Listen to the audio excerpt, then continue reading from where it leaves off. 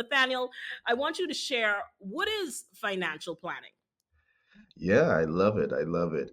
To be honest with you, let's quickly define what it is not. Because Okay. I come across a lot of persons and their view on what financial planning is not really what they think it is. For most persons, they think financial planning is really just budgeting and investing and retirement. But to tell you the truth, they're components in financial planning, but they're not. That's not really what financial planning is all about. Sometimes some people even feel like financial planning is like this one-time event, and that's also not what financial planning is about. And then there are persons with the notion that if they engage or submit to the process of financial planning, that they will be instantly wealthy. That's not also true either. Financial planning, in my view, covers three distinct areas. It has to answer these three simple questions, right? Where do I stand with my personal finances? And that's really a question on auditing your personal life. So we know that one, it's an audit. Where do you stand with your personal finances? The second thing is, where do you want to be in your future? So it also, financial planning is a roadmap. And then last but not least, how do I get there? So we talk about where do you stand with your personal finance, what you want your future to look like. How do we get there? This is where financial planning becomes that personal financial journey. So we have the life audit, we have the roadmap, and now we have a personalized financial journey. And the reason why I'm saying personalized, my personal financial journey will be different from your personal financial journey. And why does it differ? It differs simply because we both of you and I don't have the same level of resources. Both you and I have different goals and values. Both you and I may require different products or different methodology to get to our desired future state or the roadmap.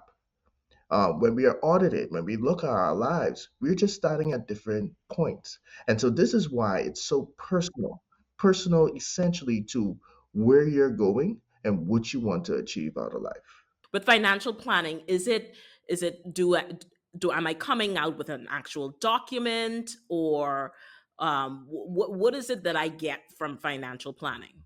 Great question. So when you think of a financial plan from the personalized standpoint, it's almost like how you would consider a business plan. So a business plan has many different segments, but it's really just one plan.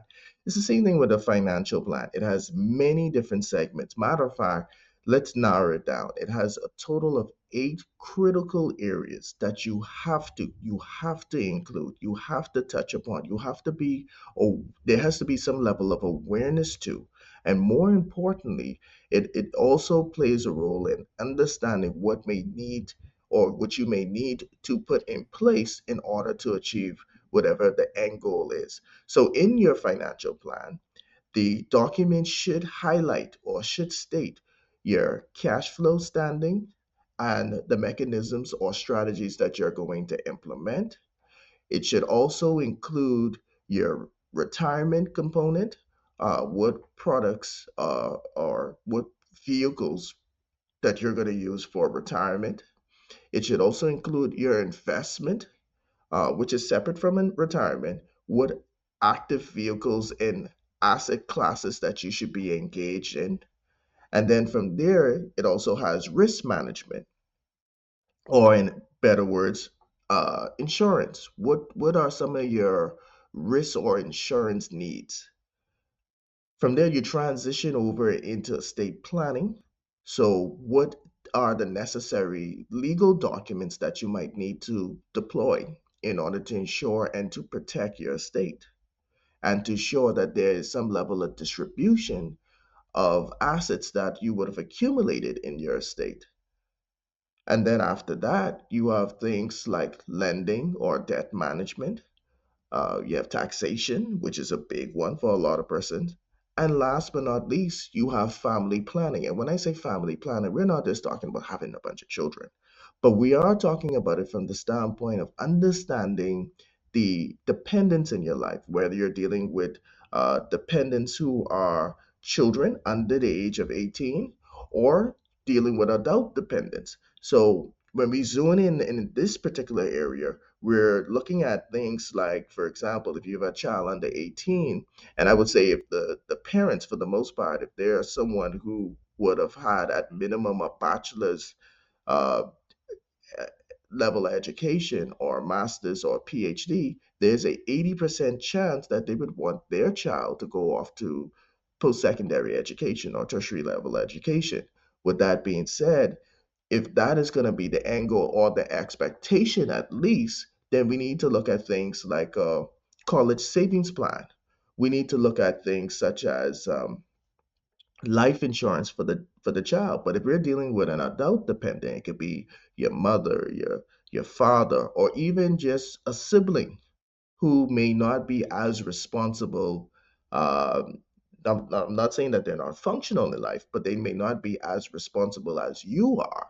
And if they were to run into a jam, your financial resources becomes their financial resources. And so we have to do an assessment on them, that adult dependent. We have to have an understanding um, where they stand in their health, where they stand in regards to their living accommodation, where they stand in regards to their retirement income. If one is going to be provided, is it going to be enough or sufficient? And even if they have dependents in regards to, do they have children that rely on them, who in turn you're going to have to support the uh, parent and also the child. So all of this encompass the actual document, the financial plan, that someone would engage a financial planner like myself to draft for them, to ensure that we cover every aspect of their life.